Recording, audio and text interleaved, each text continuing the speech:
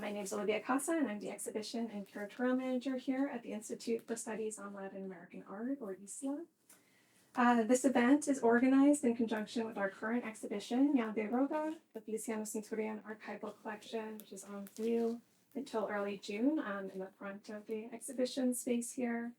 The exhibition was curated by Eduardo Andres Alfonso, Angelica Arbeles, Maria Kari, Rachel Ebo, Laura Hockel, Kyle Harrington, and Guy Welchek. And it was originally presented at the Hessel Museum of Art in Annandale on Hudson in December 2021 as part of a seminar supported by ISLAA as part of the ISLAA Research Seminar Initiative that was led by K.ari.n Schneider. Ñande Róga is also the 10th show in our ongoing exhibitions program, which was inaugurated in 2019. And this is the final exhibition in our current location before ISLAA moves downtown to our new headquarters in Tribeca later this year. Following the exhibition's focus, this panel will explore the context that informed Feliciano Centurion's practice and will include 2 presentations by K.ari.n Schneider and Rosario Güiraldes, and a discussion moderated by Aimé Iglesias Lukin. We'll also leave time for questions from the audience at the end of the panel, and we'll also have a small reception toward the front of the space with an opportunity to view the exhibition after the conversation concludes. Before we start, I'd like to take a moment to briefly introduce Aimé Iglesias Lukin, who will be moderating the event. Aimé is the Director and Chief Curator of Visual Arts of America Society here in New York. She was also the curator of the first show in ISLAA's exhibitions program, K.ari.n, The Big Monster, and the co-editor of the book, Feliciano Centurión, which was co-published by America Society and ISLAA in 2020. Lastly, I'd like to thank our panelists for sharing their research with us today and my colleagues for their work on this event. Our executive director, Lucy Hunter, our founder, Ariel Isaacs, our curatorial fellow, Nick Castellano, and our videographer, Will Kitchings. Also, on that note, I wanted to just mention that the event is being recorded, and there will be a video available on the website at ISLAA.org in the near future. With that, it's my great pleasure to turn it over to Aimé. Thank you so much. Thank you. Thank you, Olivia, and Lucy, and everybody at ISLAA. It feels like coming back home to be here. It's great. And it's lovely to be able to have these wonderful colleagues, Rosario and K.ari.n, discussing the work of Feliciano Centurión. I will say a few words about the exhibition and more importantly about the book that we did with ISLAA on Feliciano Centurión back in 2020. And I will pass the words to K.ari.n and Rosario. I know you have all their amazing and extensive bios online, but just to introduce them properly very shortly before that, I wanted to mention that K.ari.n is an artist, a teacher, a filmmaker, and in this case also a co-curator of the current ISLAA exhibition on Feliciano Centurión and his archive, and that Rosario is a curator, fellow Argentinian, and she's now, and let's congratulate her, she got an amazing position at the Walker Art Center after many amazing years at the Drawing Center, where she did an exhibition about Fernanda Laguna that in a way dealt with a very similar social milieu to that Feliciano Centurión was part of a few years before. So, and she is an expert in Argentine contemporary art, so this will be a great opportunity to read his work from all these different angles and from the different expertise that come from, the view of an artist, the view of a fellow curator, and that. So before I pass to them, I wanted to briefly show those of you that maybe didn't know about Feliciano Centurión before. This is the book that we co-edited on his work back in 2020. This accompanied an exhibition that took place at the America Society. The exhibition was curated by Gabriel Pérez Barreiro, and it was the first solo show of Feliciano in the US, and the first after many, many, many years in the world. This is also the first book on Feliciano Centurión ever done. We're very proud of that, and it's quite amazing because it's this example of like an amazing artist that never had an opportunity while he was alive to get his work recognized, and the Argentine milieu always respected him, and it was kind of a mythology, but there had not been an opportunity to do a book. So hopefully this book is a chance also to get his work be known by others that might not know so much about this mythology. This is the danger of mythologies, and I always say this, that mythological characters of a certain milieu some kind of like untouched for that reason. And I think it's very important to push forward to make other contexts, other regions know about these artists and be able to make their own readings. There are different things that resonate about his work here in the US than in Argentina, and that's valid and that's important and interesting.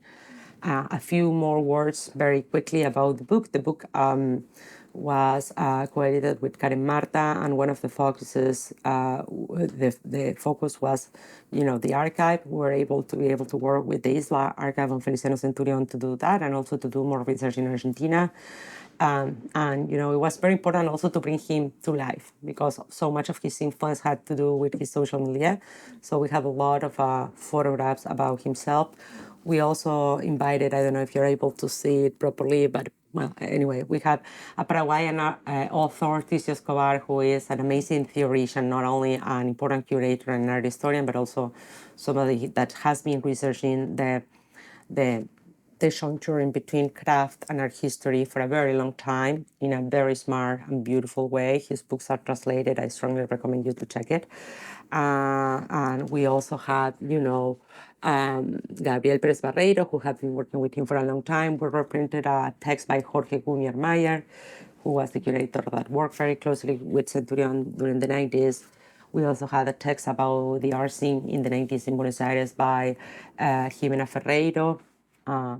One important clarification is that Feliciano Centurión was from Paraguay, but when he was 20, he moved to Buenos Aires to study art, and that's where he developed most of his career as an adult. But a lot of his childhood in Paraguay and in the northeast part of Argentina, I believe, is reflected in his work also. So we have these two aspects. Anyway, and then going back to this, there's also an interview, a conversation coordinated by Francisco Lemus, another lead scholar on the period, with Ana Lopez, Marcelo Pombo, and Cristina Schiavi, three artists that were very good friends with him. So there's something beautiful about the book also, that it brings up these voices that knew him.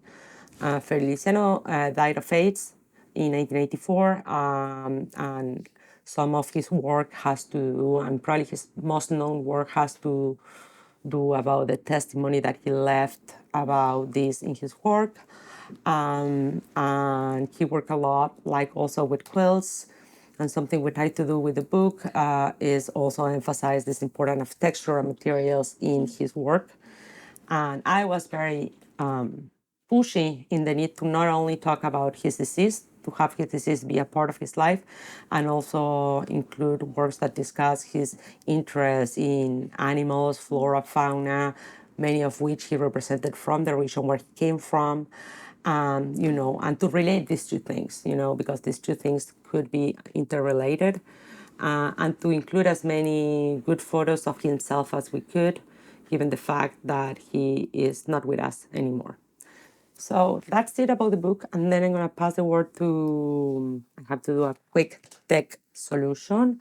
And I'm going to pass this to K.ari.n for her to present.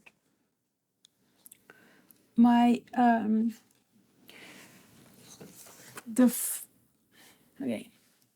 the exhibition that we see now from Centurión was the result of a group of students that took the seminar that I gave at CCS Bar College, and they came up with this idea of using the archive as part of the exhibition.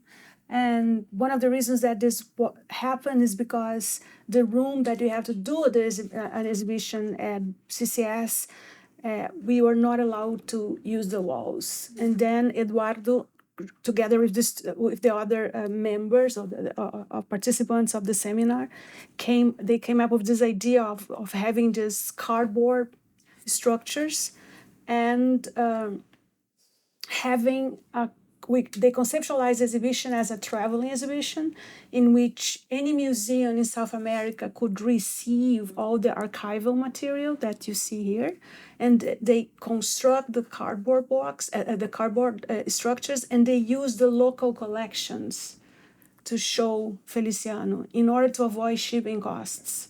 Then this exhibition technically can be sent in a very little box, and each museum will be able to receive all these materials that can be like collectively shared, right? And people have access to this information. I think this is a brilliant way of dealing with knowledge, right? And my presentation today is based on this exhibition. And one of the things that I did is that I choose images that was printed into the exhibition, and I decided to show in a very humble way, show the early work of Centurión, right? The works that don't really circulate and you don't really have access. And I did like a very like detective research, and I use many of the way I use my research to build this presentation that I'm going to show you today is that I use in many of these images, you're going to see that I use the exhibition opening night to demarcate which are the paintings that were being shown during the early moments of his career. And this is, yeah. And I'm going to start with 1985, which is the first show that he does in Aerolíneas Argentinas Formosa, in Formosa. And one of the things that I want you to pay attention is that he showed a lot at the beginning of his career in Paraguay. Paraguay really, like, I don't know, protect him, like create space for him to show as an artist. And he was a very prominent artist in Paraguay. And you're going to see this as we go over the exhibition. This is the first show that he does that is called Pintura Fresca, fresh paintings. And this is traditional oil paintings in which he was showing together with a very specific kind of mechanism of display. And I want you to pay attention to the way the paintings are hung, because these are not traditional frame paintings, right? They are really, they look like papyrus, right? They have like structure on the top and a structure on the bottom. And then this desire, right, to really do paintings in a different way, it starts since the beginning. Another thing that we can see from this photograph is this vase of plant, right? That is together in the exhibition. And this is the painting. Another painting. They're big paintings. And you can see Centurión, a very specific kind of Centurión, right? And I also want you to pay attention the way he changes through these photographs and how he changes his sexuality through these photographs, because I think it's very beautiful the way he interacts with the work and how the work helps him to come out and really be the person he wants to be. And I think this is a very good photograph that really shows that the plants are in the exhibition for a purpose, right? He really did this intentionally. This is another photograph of painting, and I think this is a masterpiece painting. I love this painting. I don't know the title, but I traced the list of the titles in the next images you're gonna see. Like, he's intentionally showed this work in this way, right? Surrounded by green. And this is, I think, you want to sit with me like this? I think this is really a very interesting work. Yeah, and then from this print review, this print review says that he shows 10 paintings, 5 temperas, and 5 oil paintings, various dimensions, and the titles of the paintings. Jacarandá, Canaveral, Desde la Ventana, Verano y Paisaje. This is the seed of a further research that can really be developed and can really be put it together, right, in a deeper sense, because I think it's worth it to pay attention how he articulated painting since early on. This is 1985. I really think this is a brilliant exhibition, right?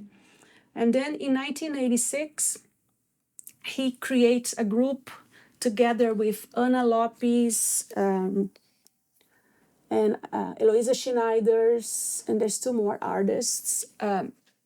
And they decided to start to work together because they don't see any space for them to show in Buenos Aires. They're studying together at the university, and they decided to create this group in order to have a little bit of a space and to articulate their work together. They started to share a studio space in San Telmo. It was Ana Lopes' home, and this is the windows of Centurion's studio. According to Ana, Centurión was there like 24/7, every day working in the studio. And this is the first review that they receive from the how you say? Sapucai. That's the right way to say it. Yeah. This is the early formation of the group. And you see again the photograph of Centurión. And this is what he shows in Sapucai. This is a sculpture in 3D. It's Mi Yo. It's a painting by Feliciano Centurión. Again, it's a very different kind of painting, right? It's a painting that's standing, and and he's paying attention to a certain kind of body here. And I did in this review, they talk about the group, and they say that a group of young painters that were doing research at the school, and they say that Sapucai comes from Guarani, means scream, and they say that for them, painting is a way where their feelings, emotions, sorrows, and joys are manifested. This is from 1986. They are already understanding, right? He and his group are thinking about painting as a form of showing feelings. These are really impregnated since the early period of the work. And in 1987, there's a review on a newspaper in Porto Alegre with him and Ana and Eloisa Schneider, in which they talk a little bit about their work, and there is another work of Feliciano. This is an insect. He shows, in order to take this picture, he showed all of these insects in the grass of the art school, and he took this picture. Again, it's a very fresh way, right, of working with painting. And I think it's very important to demarcate that.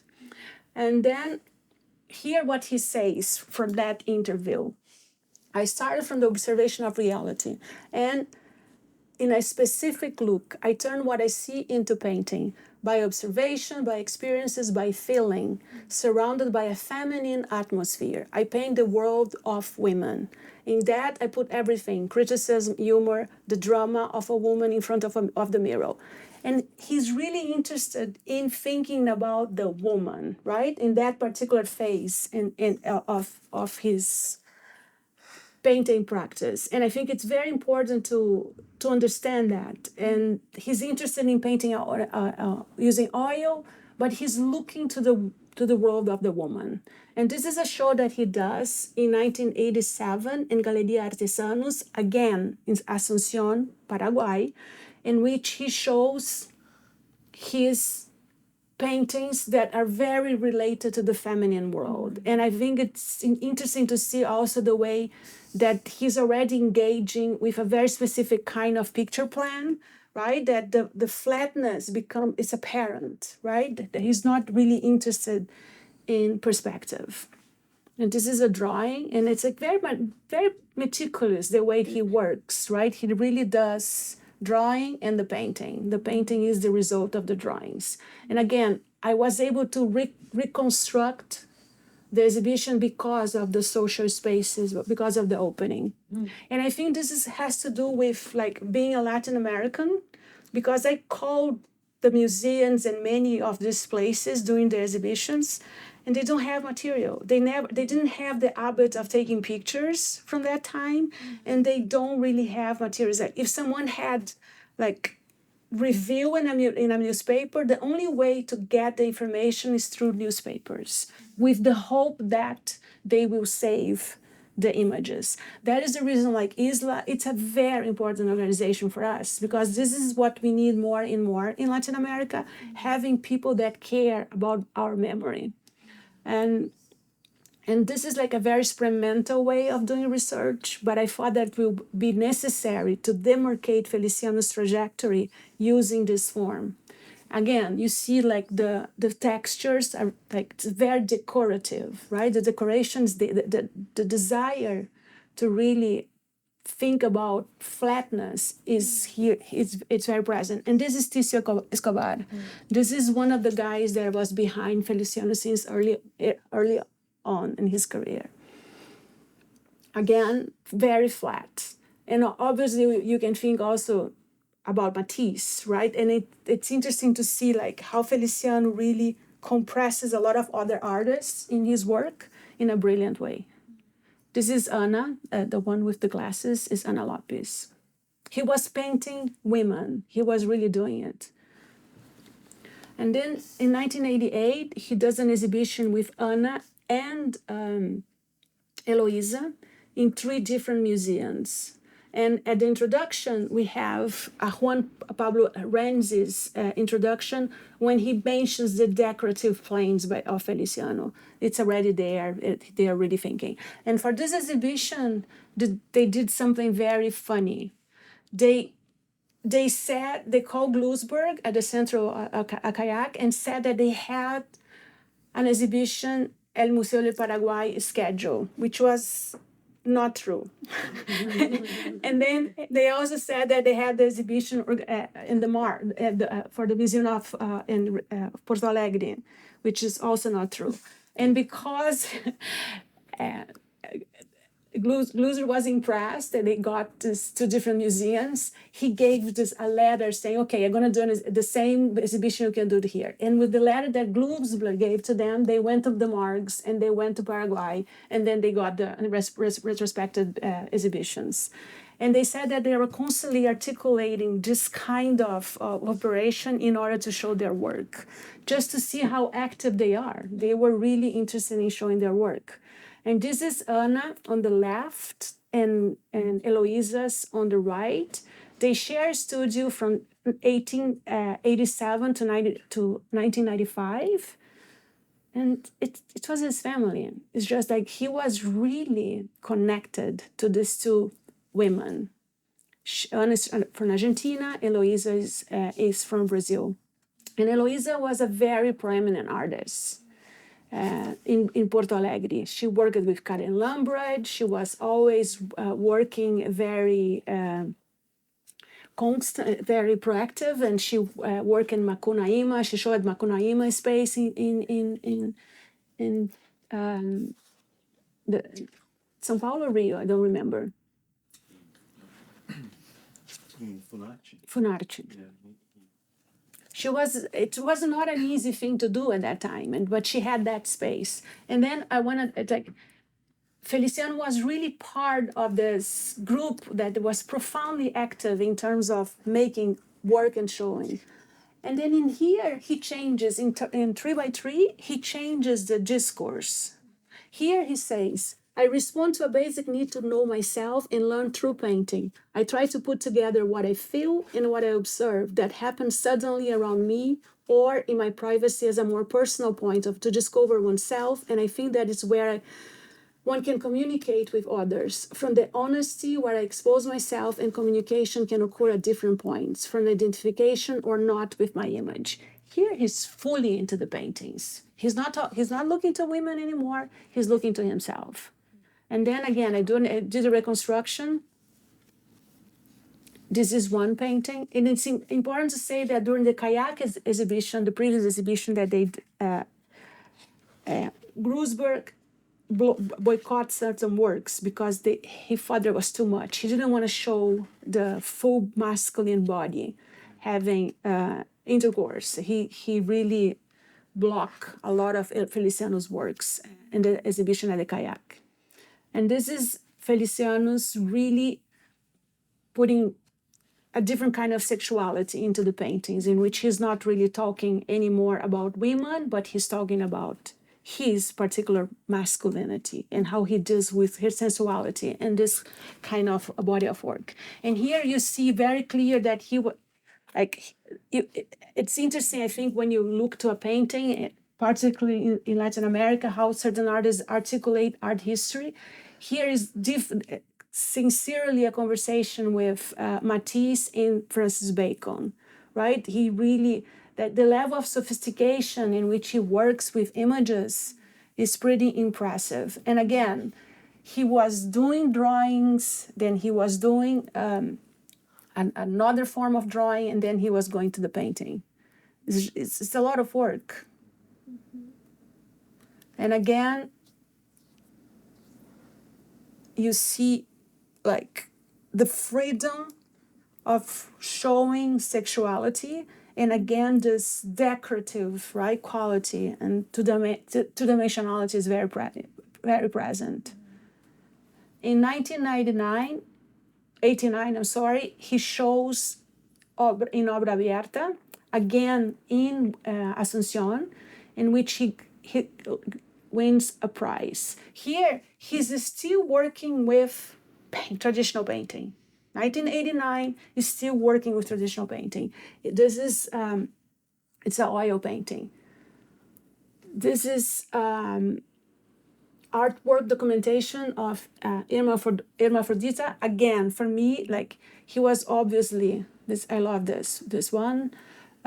He was really looking to very specific kinds, right, of paintings in art history. And I think it's important to map, because it's interesting to see how Latin Americans engage with the work. And here, as he progresses with the work, you can see that he has a certain kind of style, right? This is the beginning of him developing a very particular style. The bodies became silhouettes, and you have the pattern. And the pattern is really a conversation with Renzi, because Renzi has this pattern is very prominent in certain Renzi's paintings. And he's also looking to Marta Schwartz and New Figuration in Argentina. Very prolific artists, very complex artists. And this is a piece that there's no date, but because of the progression of the work, I kind of located in this place because it's very similar to the serigraphies, right? You have, and when you're an artist, you really do chunks and bodies of work. And this is a blanket from his own home that he decided to paint on it. He was, again, this is newspapers from Asunción, Paraguay. He was a prominent artist, and in Paraguay. And this works here. He does the transition. He gets out of the oil painting, and this is fabric. He buys the fabric. This is the period, the Martel price. He buys the fabrics and painted on top of the fabrics. Now he's really not doing painting from scratch. He's using fabric to paint. And this is in 1990 that he starts to getting out of the traditional way of doing painting. And at that period, he does an interview in which he talks about, I'm sorry. I'll go. When he talks about his relationship with Paraguay and Argentina, because in Argentina, he's constantly seen as the Paraguayan artist, right? And then he says that I try to be in both places to fight for a place for myself in Paraguay by submitting work to top-notch jury shows. And he does this consistently in Paraguay. but I also fight to earn a place for myself in Buenos Aires, where I currently live. And he calls a very elitist milieu. And I think this is a very important part of this his trajectory, because he gets at Rojas, but it took a while for him to get there. And then again, this is a newsprint of Feliciano, El Diario de Noticias, in which he talks about the way he does painting, and then he says that he works with different quotidian materials as sheets, blankets, and colchas. How do I translate colchas? Yeah, different kinds of blankets. And this is the show at Fábrica in 1990 in Frazadas, in which I use his voice a lot because I think it's important to see the work through his voice. I first started working with blankets in 1990. I was pretty interested in patterns by then. I will make the patterns and textures that will later serve as backgrounds for my work. Like the way he uses the languages and the vocabulary that he has to refer to the work, it's very clear. He really knows what he's doing, and he understands the movements that he's making as he progresses with the work. And I think it's important to map his voice throughout this processes of changes that you see in the work. And this is the brochure of Frazadas, and I want to call the attention of, like, there's a level of freedom. This is 1990. There's a level of freedom because he's not really using his body anymore, right? The sexual, the need to express the sexuality is not there anymore, because I think he fully embodied who he really was, and he was really doing a different kind of work. This is Feliciano at the opening. I love seeing him at the openings. I think he's very handsome. This is him in his studio, and I think it's very interesting to see how the blanket, it's part of the body, right? He really sees this.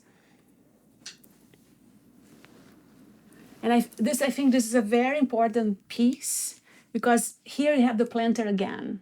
You see the planter at the beginning in 1995, right? Here we have the planter again. The planter is part of Feliciano's landscape, right? It's part of his way of seeing things. This is another text that he writes that I didn't translate it because this is too long, but you can have access to this information. And I want to say that in 1990, he goes to Brazil, and he sees the exhibition together with Ana Lopes of Bispo do Rosario. And that exhibition for him and for Ana, were a very important exhibition.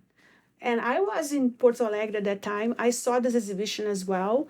And it was a very important exhibition because it shifted the way art historians were dealing with art in Brazil. Frederico de Moraes was extremely criticized because he was showing someone from a manicomio into an art space, and it created a lot of controversy.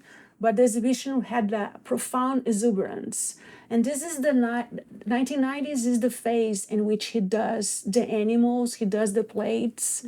And this is Bispo here in American Society. If you didn't see the show, I strongly recommend you to see, because Bispo had this quality of really having this very poetic way of dealing with quotidian objects of the quotidian.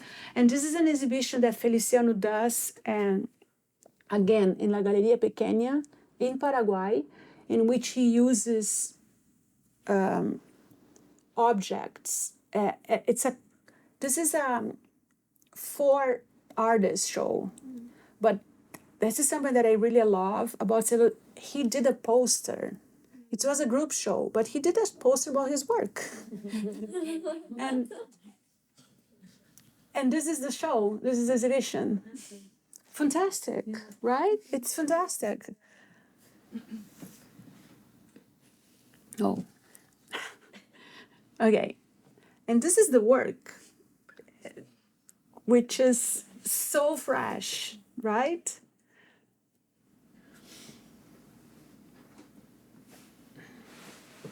And as you see, every time he has a show, there's someone in the printing press taking pictures and writing about it, right? And this is a show that he does together with Anna and Lilia and Eloisa Schneiders and Paulo Renzi, Juan Paulo, at Regoleta, in which they did this show together, a very complex show in which they go to the different streets on in Buenos Aires. They collect a lot of materials, then they paint, then they do the assemblage, then they install, and then they illuminate the work. There's like a different process in which they get into the work. And it's really interesting to see how Renzi, who was his teacher, their teacher, were working with them, sharing work with them, producing with them. Very, like the dialogue was very real, right? And I think this is the moment in which Feliciano really starts to engage with the community, because they were working in Recoleta, right? And together with Paulo Renzi. And Renzi was a prominent figure at that time. It's like the ritual of passage, right? He was really doing this with Ana, Eloisa, and Feliciano. This is a Feliciano's work, and this was made with oil, petroleum. Again, newspaper showing. In 1991, they do Preludio. It's an exhibition that I think it's a very interesting exhibition. This is a work by Eloisa Schneider. Nobody knows exactly when she did this work, but she was working with fabric. There is a dialogue here that is interesting to explore. And this is Feliciano. And then the frazadas are, the figuration, the frazadas are very prominent, they're there. He's really starting to tell stories right through the frazadas. And this is a work that he does in Montevideo, in which it's artistas paraguayos. And you see, as you progress with the work,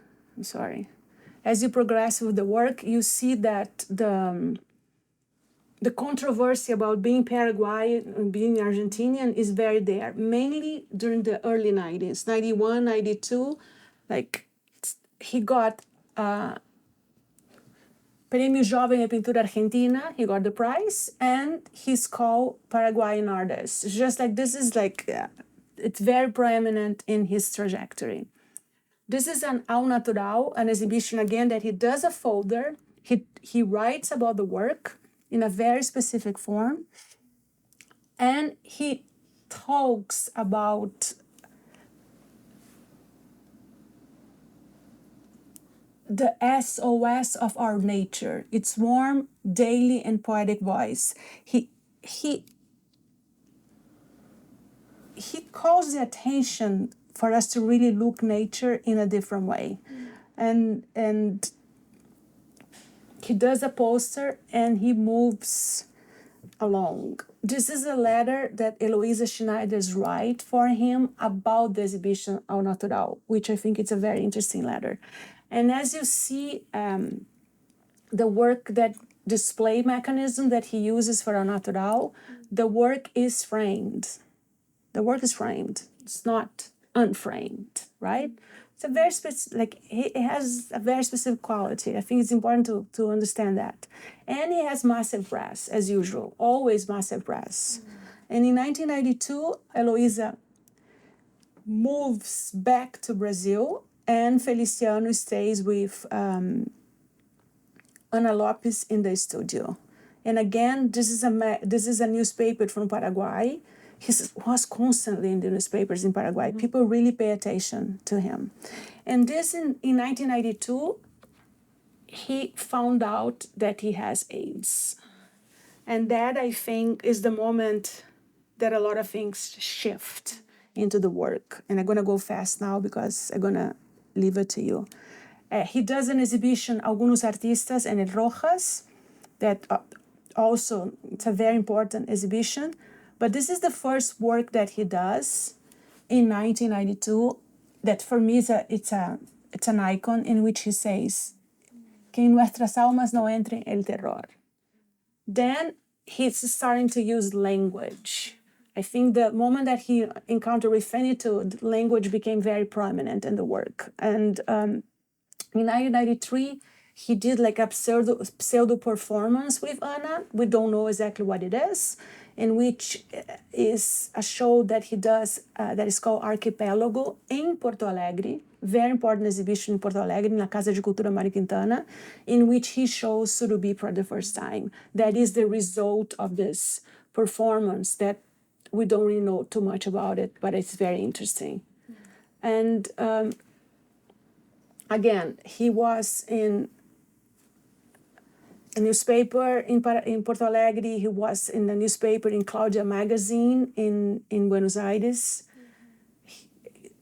And in Buenos Aires, he says that his work is a mix between the tropical and the new figuration.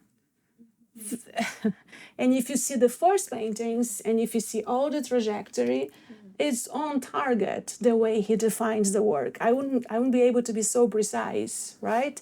And if you see the work that he develops for that exhibition, it's exactly what he's talking about. And again, this paper showing about the work. And this is the letter that he writes to Bill. I think it's Bill Arning. Yes. Yes. Bill Arning was the director of White Columns at that time. He was a very, quote unquote, hot curator, right? He was producing like an amazing exhibitions, and he was constantly traveling to Latin America. And Centurión was connected with Bill.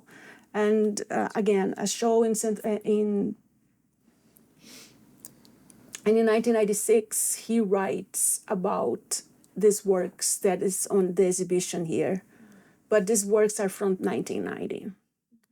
Yeah, it just like, and this is, I think, just to understand the way he was treating the work, right? That there is this like very domestic relationship with the work, the bodies. It's not a traditional way. And that's why I said that I was very humble, because I really want you to really see this history that we don't have access, right? And I didn't want to do a traditional art history reading. I really want you to see through the how he constructed the work and get into the frazadas, right? And there's a lot of work that he did behind it that is fantastic. Thank you very much. Thank you so much. 1 second. If you give me 1 second to close this. I'm gonna go back to this format.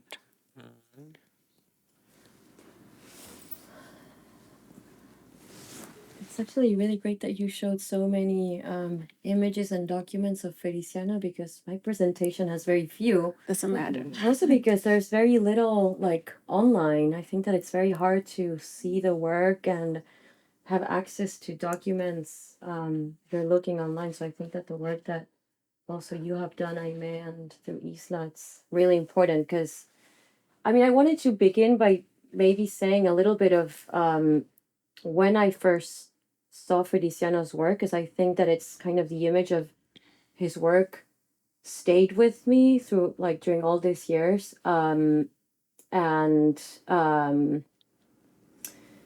Yeah, kind of I guess a point of access. And I think that it might have been in the mid 2000s in the gallery of Alberto Cendros when he was in the Calle Tres Sargentos. So I think that I've also really known like, and again, I think that, you know, you're talking about this, how mythologized his identity and persona as an artist has been, that it kind of overshadows our ability to even understand who he was as an artist. But I realized that I know so little of his work, and there was so much more. And I think that your talk really unpacked a lot that I don't really know. But my engagement with his work for many years was mostly through the frazadas. And just like an anecdote, I'm a quarter Paraguayan. My grandmother was from Asunción.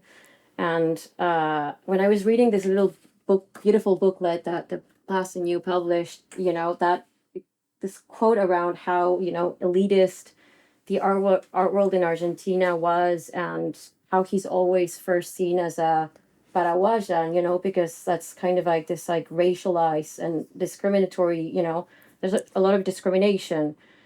There's a lot of working domestic employees and workers that move to Paraguay to work and to support their families. And so, as someone with a my mother was half Paraguayan, and it's like we always denied like that identity was not a part of my upbringing. And I think that when I first saw the work of Feliciano, there was something that clicked where like I feel like I could start anchoring and rooting elements about my identity in relationship to his. And it was also the time that my mother went for the first time. I went to Asunción. So I guess my own family was, starting to build a relationship to that part that was always denied, and that was sort of like, we don't talk about that. I feel like the work of Feliciano has always been a part in, like, it's like I have a personal relationship, but I know very little about it at the same time. And I'm going to be kind of like centering a lot of what I'm saying today. I think that Claudio Iglesias and of course Francisco are like have really specialized in like thinking and writing about the 90s, and I think the three elements that at least he has pointed out that I think are important is and something I was thinking also in relationship to you were saying, it's like Feliciano had to kind of like study the modern canon and kind of like go away to kind of like come back and reconnect to his roots. It's like kind of like he had to sort of like adopt this, Euro-American language or, new figure, nueva figuración to then return. And I think that that's like something worth noting. But Good point. yeah, but then elements that, for instance, are overlapping, I think, with Fernanda, which is, I don't really have an expertise in the 90s. I really focused on the work of Fernanda, who I, discovered or became in contact with around the same time. But it's of course this sort of like ritual. I think that is Claudio speaks about this like ritual of like the like found object and like the kind of like working with hands. And then also the sort of like centering of like the voice, like the voice, the eye of the artist, and also like the found inexpensive, with which I think is also very much present in many other artists from that generation. But at the same time, because he died so early, it's sort of like this kind of identity has in a way, I think kind of like led, I think that this early death has like played a role in this mythologization around his identity. So I think that that's, I don't know, I've been thinking about that. And then, I recently did this my last exhibition at the Drawing Center, which is a show of a Chinese self-taught paper cut artist who also grew up around lots of women, and learned, essentially taught himself a craft, which is paper cutting, which is like very important and kind of like ubiquitous language in China. But then also kind of like the role, for like queer or gay artists, like thinking about the sort of like reclaiming of like the labor that belongs to like the territory of like the feminine and like the women. So I think that it, as I engage with Feliciano's work, there's like a lot of connections that I can trace in relationship to projects that I've done or did recently. But as I was saying, my research of the last couple of years that culminated in this exhibition and publication co-published with ISLAA is not so much in the 90s, but in the figure of Fernanda Laguna, who was, I think, 10 years younger than Feliciano. And also Marcelo Pombo and Liliana Maresca, who are some of the artists that, were participating from that milieu. And Fernanda also started her career at the Centro Cultural Ricardo Rojas. Then she's also understood as this sort of like key figure that kind of like a disciple who like really extended and furthered what this ultimately artistic project was about, and she really like radicalized the spirit of many of the artists that were engaged with, or that Jorge Ungermeyer showed, essentially through Belleza y Felicidad, which was a publishing hub, an art gallery, and an art supply store that she co-founded with Cecilia Pavon, who she met, and they kind of like had a crush with each other because they were both obsessed with poetry, and they wanted to have a space where they could hang out and where they could, really essentially show women and queer artists who up until that time, like there wasn't a place for them to really like spend time. And before existing as a gallery, Belleza y Felicidad was editorial entities through which they could publish their own writing, and everything happened, like the writing, the editing, the printing, and the binding. It all happened in a day. So this space was really their sort of like utopian anti-establishment like idea of what an institution could be, and that really came from the Rojas. So that foundation really like came from there, which, as you all know, Feliciano had we were looking up like the first show 92. There in 92 and the second in 94. Fernanda shows for the first time in 94 at the Rojas. But at the same time, Fernanda's own work, in addition to being like, this sort of like figure that inherits the spirit and extends it and radicalizes, I think that there's a lot of overlap with Centurion's work in the sense of this, as I was saying, this like ritual of the handicraft, the emphasis also in relationships with feelings, with other people, and with the world. So we start to see in the work of some artists who were showing at the same time kind of like similar methodologies and procedures and sensibilities that I think that there's a lot of crossover. But I really wanted so we're seeing, sorry, I might pass it, like I showed some works of Fernanda. That's like the only image that I could find. Actually, I took a photo of a book where you can actually see a show at the Galería de Rojas. You can't. There's nothing. Like it's really hard to find it. And I was actually reading that because there was like very little publishing of catalogs and documentation, the way that you can actually see these materials is oftentimes with the clippings of like all the articles and pieces that came, like the reviews of the shows.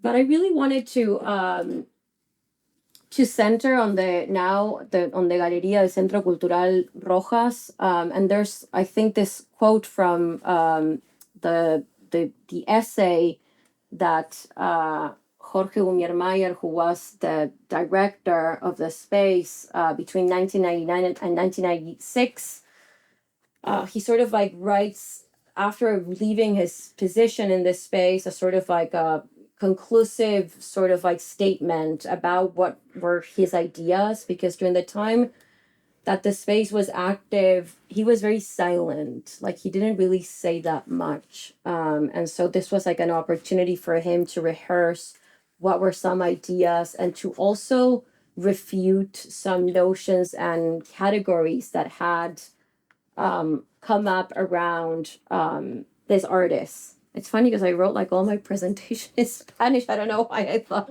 I was gonna be speaking in Spanish. Yeah. So Ungermeyer assumes the directorship of the Rojas in 1989.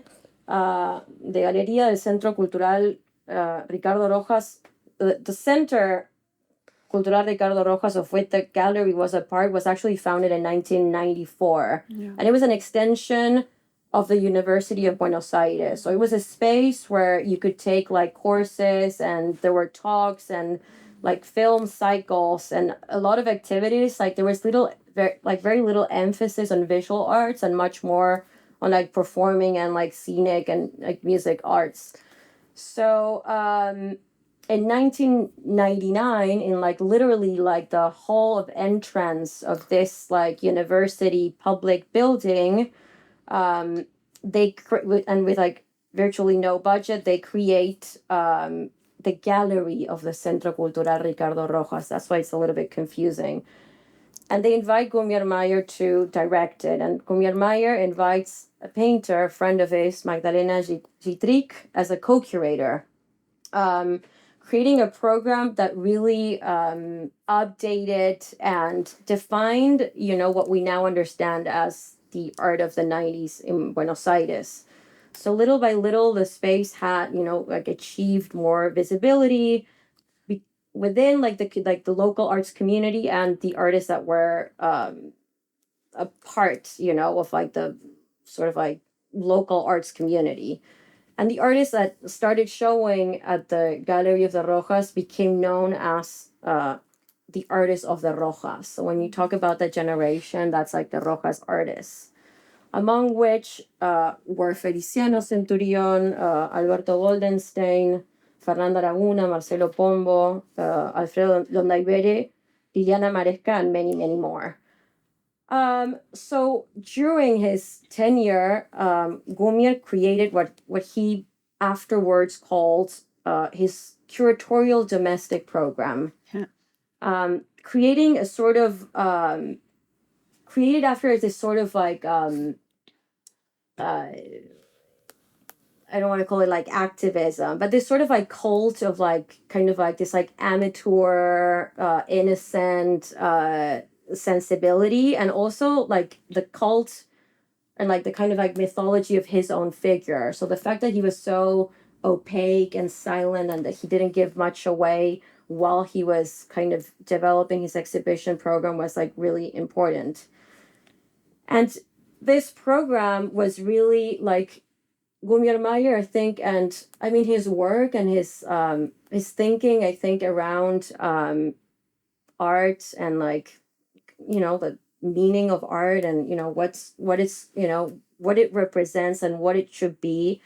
I think that it's like it follows my career. It follows the way that I engage with artists, because I do really feel like he kind of like identified very rapidly and could articulate how the concept of art was starting to shift in Latin America around the 90s with the professionalization of the field, and it's sort of like the shift where artists kind of also with the arrival of neoliberalism, and in 1991 in Argentina, president passed this convertibility law. And so he really resisted this idea of like equating an artist to like a creative worker and like becoming like a professionalized figure. And he kind of like really pushed back against that, and he wanted to protect and defend this idea. And I think that Claudio's reading, I mean, he published a book where there's an essay that is titled "A Reading of the Tao of the Arte," which is this like brilliant kind of like very close analysis about this text. But he really kind of identified, and it wasn't this sort of like call to this, romantic return of the idea of like the artist as this like genius that creates in solitude, but rather like situating the discussion in the artistic object, and in the artistic object as an object that is like fundamentally like that eludes and resists like kind of like to being like pinned down. And we have to like maintain this idea of kind of like unknowability and mystery and like a certain kind of sacredness.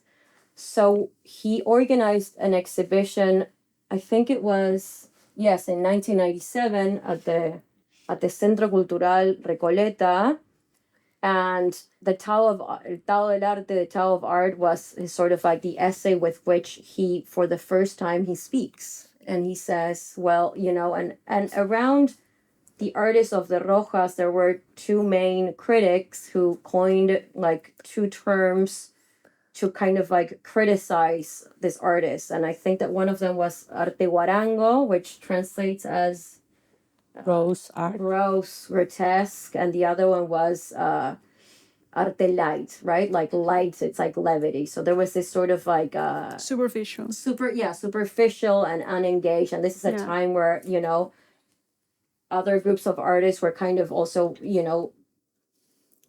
kind of like assimilating and kind of like becoming more international and kind of engaging with this like big questions, and they were very political. So the artists of the Rojas were in a way misunderstood. So this is like the first time that he speaks, and I think that there's maybe just like to be brief and to move on to the conversation, he kind of rehearsed a series of like refutations around the debate and how some artists were the sort of like the debate was whether there were artists who didn't kind of address their context, or if they didn't have like a critical will in their work. But I maybe just to conclude, I think that this is like a really beautiful quote of that text, and I can translate it as like, yeah, myself, because I didn't, but it says like the movement of art is flight. Concepts such as truth or reality are foreign because every art is a fiction. Narration, like renovated narrations of fables that reverberate in our being. The arts speak of the obscenicy of the impenetrable, of what's absolutely foreign to us, with which we trip in the labyrinth of intimacy. It's that making and that make it like senseless making that sustain us, an excess without end, infinite and brilliant. And I think that is sort of, to me, it like really sums up like what he was trying to do, and what, this sort of like notion of art that he really wanted to protect and preserve. And I think that Feliciano, it was really helpful for him to kind of like break in his practice, and we can like really see this like kind of like very radical break, I think, in 92, once he starts becoming it's almost like it gave him a key to kind of go into the self. And at the same time, there's the sort of like the HIV diagnosis, right? And which I think is very significant. I think that I was reading like in the last couple of days, just like some other writings, and I think there's like this like conversation between Francisco Lemos and Gabriel Perez Barreiro, where they talk about also like the kind of like imagery around the AIDS epidemic that he constructed that is so different also to what was happening, for instance, in New York around like ACT UP and like activism, because it's like a kind of like a like totally like inward looking and so personal, and like the sort of like the eye of the artist, it becomes so prevalent. So maybe we can leave it That's there. great. Yeah. I think that's great. Yeah, very nice. Thank you so much. So, speaking to what Rosario just said, I'm gonna put this work, which is from that period, but I would love to have our conversation with Feliciano in there, just to put his face. I thought it was very interesting how both your conversations complement each other, like this very careful, like formal analysis and exhibition history analysis of Feliciano's work. It's very interesting because being the artist, you did probably the most like precise art historical analysis, which is what we typically do, which is reconstruct, an artist like survey throughout their work, but not only their work, but the way they exhibit their work, which is fundamental and super important. Yeah.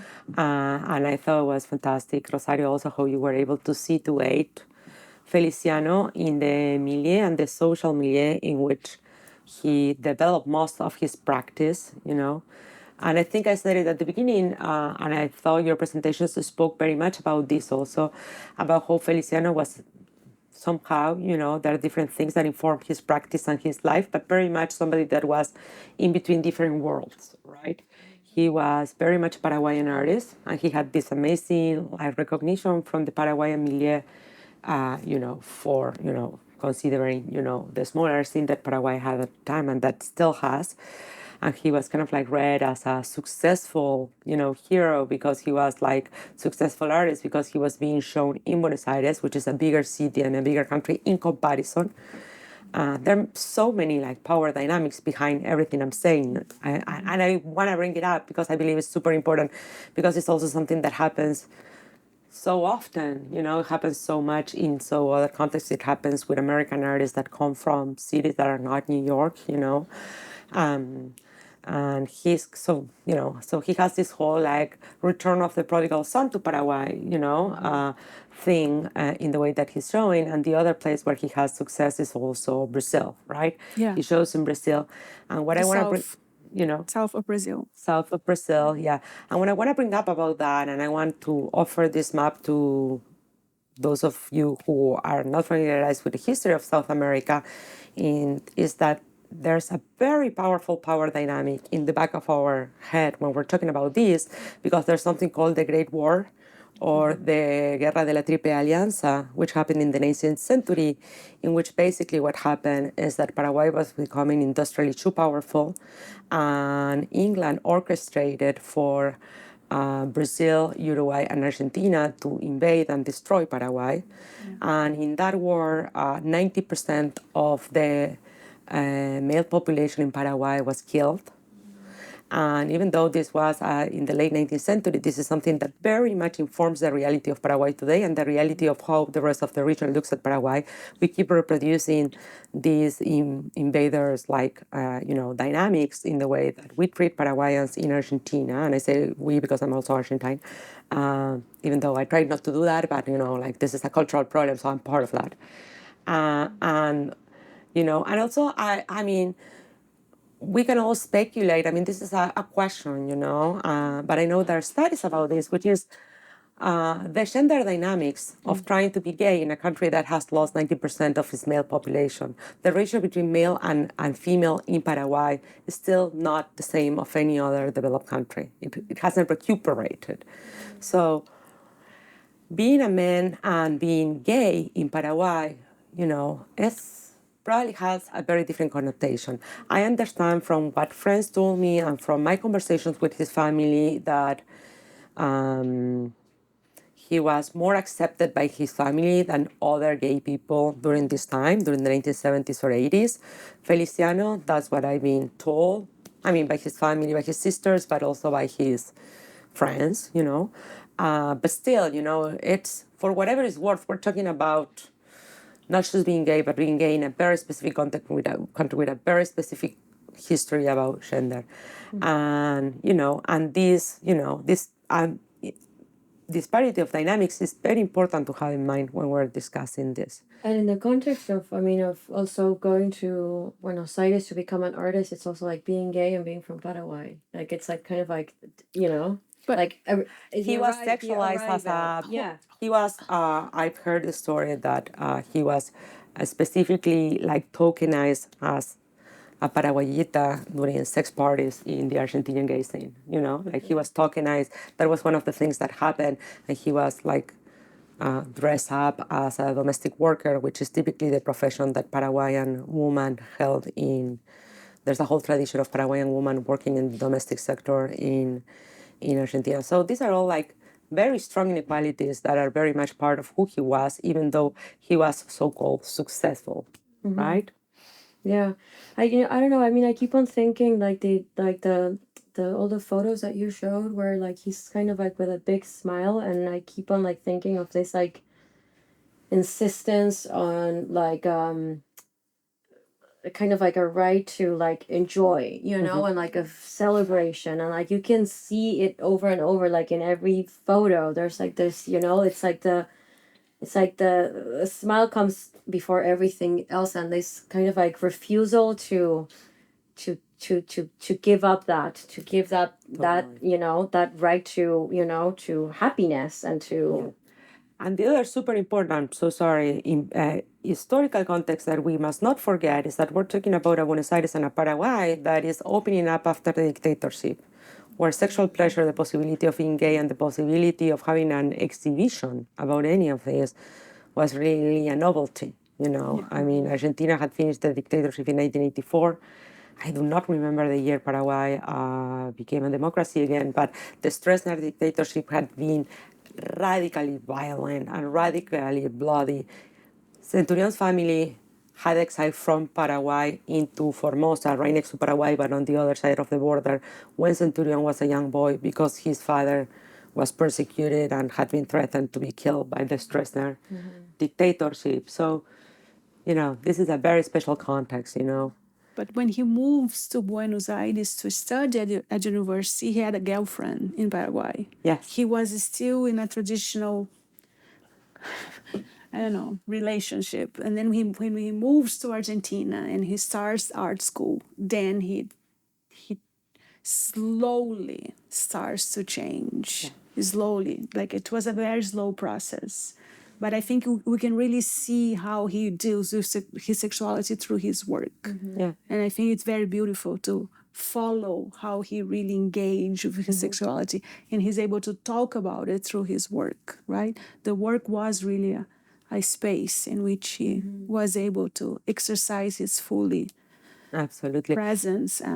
And I think it's so important what you're doing by recuperating the archive, seeing at the work carefully and seeing it with a fresher eyes. Because what happens, like Rosario said, for any of us who grew up in Argentina, Centurion was this mythological figure, part of the Roja scene, and the artist that dyed a face and made these beautiful blankets. And that was so powerful that at the same time it prevented us to keep doing research. Nobody was doing research. There's also this insistence about treating the 1990s in Argentina still as contemporary art because so many of the figures are still with us, and they resist historization, they resist exhibitions because they resist the professionalization, and it's our job to fight that. They hate it, they hate us. I mean, many of them hated that book, and I fought with them because they resist other readings because for them this is too close to their heart. This is what they live, and this is what they really struggle to be part of after, growing up in the dictatorship and everything, and this very difficult context, I said. But yeah, I mean, something else that I was just like thinking is that and something that I also think that Fernanda has really extended is like this idea that like everyone who was at the Rojas, like they were all friends, and art is this thing that you do in proximity to the people you love, and that's like kind of it precedes everything else. It's sort of like it's not that it's not kind of about the art object, but it's like it's about making around your closest friends. Yeah, And I think that there's like like affect. I had affect. yes, I had the privilege. I went to the ISLAA Felicidade several times, and I was working Archipelago in Porto Alegre. At different moments in my life, I experienced these things, and in Buenos Aires in the 90s were community oriented, and you have different kinds of communities, but Belleza y Felicidad was a point of attraction, and we are going there and spending the entire afternoon reading, drinking tea, right? And there was it was a very beautiful feeling that you were hanging out and spending your time. Very different than going to an exhibition. I don't know, it's a very different kind of relationship with art. Art becomes part of your life, but it's not the center of your life. It's a very different kind of relationship with It's a very production. unprofessionalized relationship because the state abandoned all these artists. Like the state has abandoned all these artists. I personally have a very strong position about this, and I believe that that is the most beautiful thing that happened to Argentinian art and the most problematic one because artists keep resisting institutionalization and they keep believing that affect and community is the way to make art, and they don't understand that the state should support them. The state should give them fellowships. There should be cultural politics that allow for the same free affect-based creation with the support of the state and the support of the private sector. Something else, I mean, I remember when I think we were doing a walkthrough with Fernanda Laguna at the show at the Drawing Center and Cecilia Palmeiro, and I think it was Cecilia that brought up like this notion, like there's what was like trying to remember. It's like there's nothing. It's like there's kind of like there's not even stakes because there's nothing to lose because you Yes. know nothing can be lost, and when nothing can be lost, it's like Yeah. you know the world opens up because you know what else can be lost if you're working from within, and I think that that is like a very fundamental idea about exercising that you know or inhabiting a sort of like artistic subjectivity from that place where like nothing can be lost because you don't have anything. So Yeah. um That's why I say it's the most beautiful part. Enables a space of profound experimentation. That's for sure. And if you look into the 90s in Argentina, you can really see that was intense. Absolutely. Yeah, the work that was done in from different Absolutely. groups. But I also believe that it's important to do these efforts to also show this art and allow this art to have a view beyond that thing. Yeah, sure. And to see what happens when we allow other people. I mean, I've been told when we had the exhibition, you know, and I think, I don't know if you have this experience with this show, people connect his work with that of Mike Kelly. And why not? You know, why cannot we think about this poor artist from Paraguay, you know, well, poor, you know what I mean? Like this, like, you know, marginalized artist from Paraguay for whatever reason, you know, in comparison to Mike Kelly, let's dream big, you know, like, I mean, or to, you know, so many other artists that work with textile, with Bispo, which, by the way, was a direct reference for him as K.ari.n proof, you know, with Leo Nilsson, that Leo Nilsson, I mean, is now super famous, who share the same source, Bispo de Rosario, for his inspiration, and who we know through the testimony of Ana Lopez, Centurión got to know, I don't know if in person, but at least saw his work in Porto Alegre. I don't know the details of that, but certainly they share Bispo as a reference. And Leonilson now is a super famous, super expensive artist because the Brazilian market is more expensive.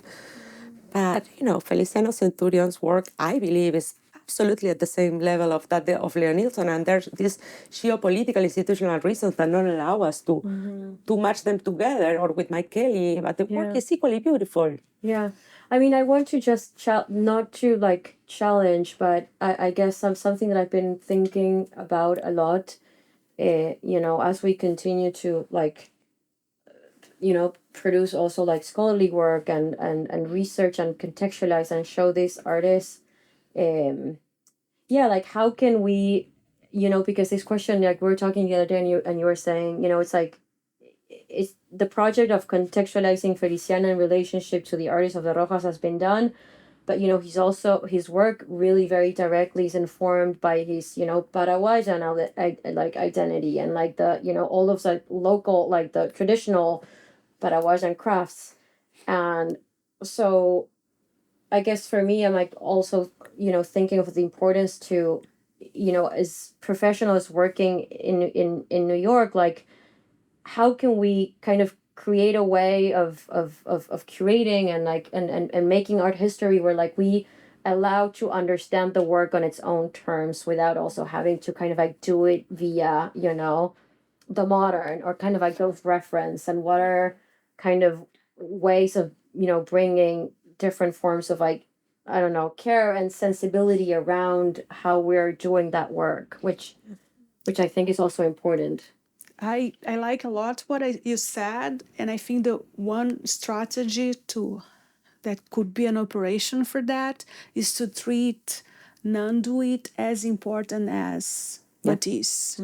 It's not about eliminating Matisse, but it's about changing the value that we do to certain things. Because then it's just like creating complexity and understanding that the work can go to different places, but we don't need to create a vertical system of analysis. Because people have more than one reference. Yeah. The local, the global.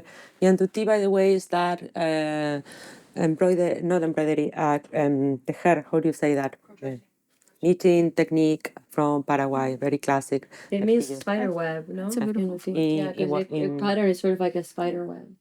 Ñanduti. And also, I mean, I don't know that this was brought up, but in Paraguay, the dominant language is Guarani. So it's the Guarani. only Latin American. I think I don't want to say something With that is Bolivia. incorrect. That the dominant language is a native language. It's correct. Yes, Yeah. yes, With yes. Bolivia. And another thing for me, perhaps because I'm gaucha, right? I'm from the south of Brazil, and all this hierarchization also exists between the south and Rio and São Paulo. Because if you're in the south, you don't really have the capacity. Like very few people are able to show in Rio and São Paulo because these invisible walls are there, very present at all times.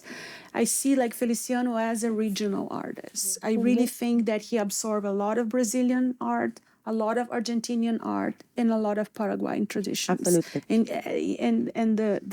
And what he did with that is extraordinary. And I don't know, I think he's a really important artist. And in less than 15 Latin years, America. we're talking about an artist that had a career, including his student years, of less than 15 years. Yeah. That's crazy, like what he was able to accomplish in that very short time. I don't know if the audience has any questions or comments. Yeah, that would be nice. Bernardo? I'm calling you. On the spot. I do have a curiosity.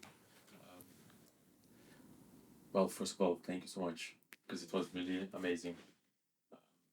I learned so much from you. I'm curious about the ways of living.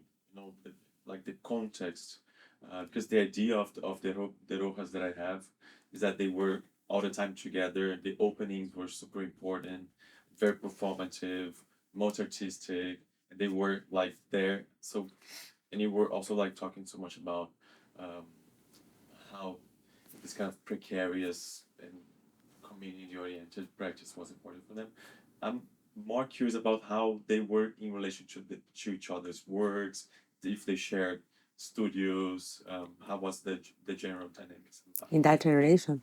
Yeah, I think Laura is here. Laura, you did the work with Monica Giron, right? That I think you were the best person to engage in this with this comment. Do you want to first say something? Yeah. Me? No. You go ahead. About how they work with each other during this generation. Yeah.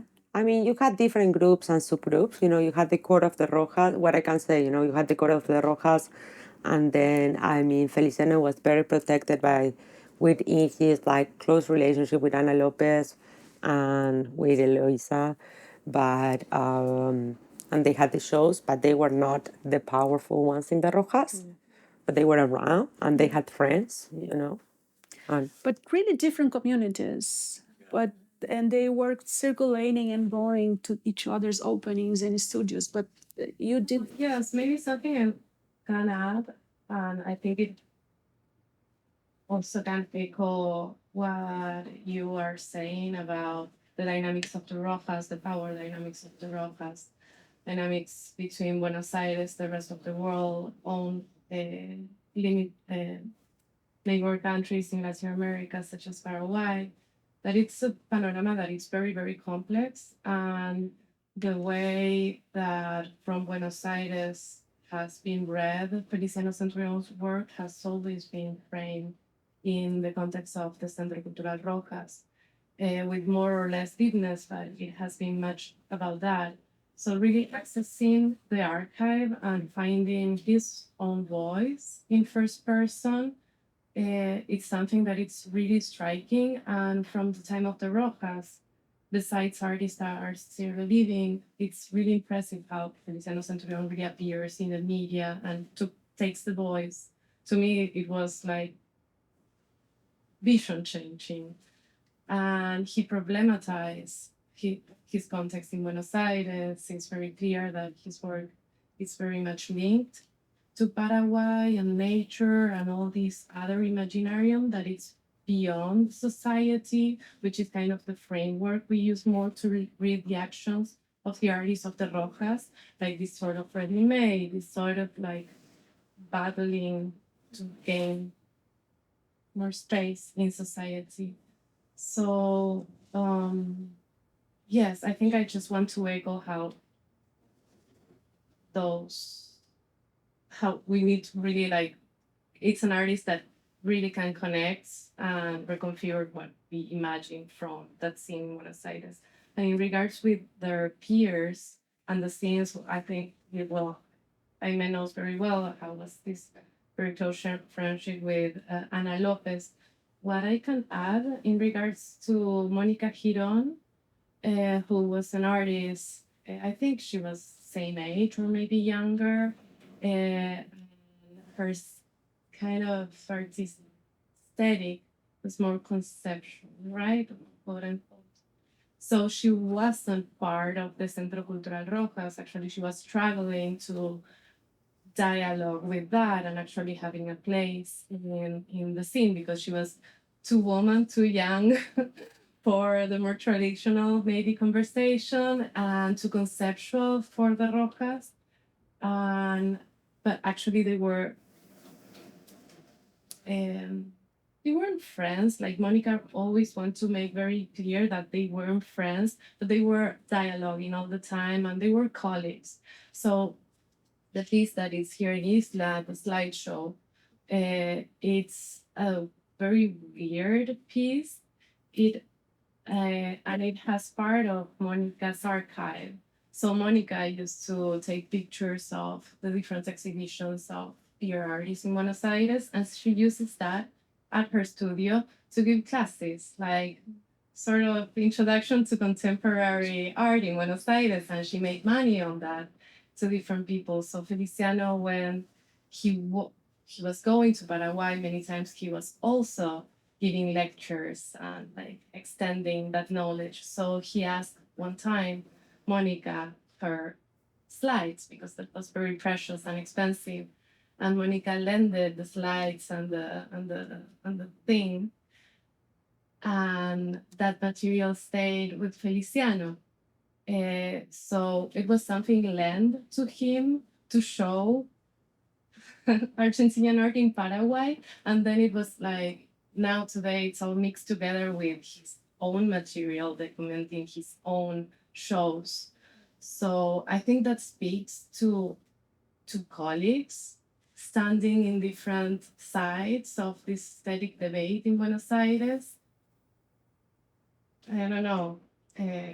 But passing knowledge, producing knowledge, Producing knowledge. sharing knowledge, right? And I think it's very beautiful because he was really bringing this material and showing in Paraguay, right, what was going on in Argentina, independently of ideologies, right? They were looking the work. I don't know. Any other question, comment?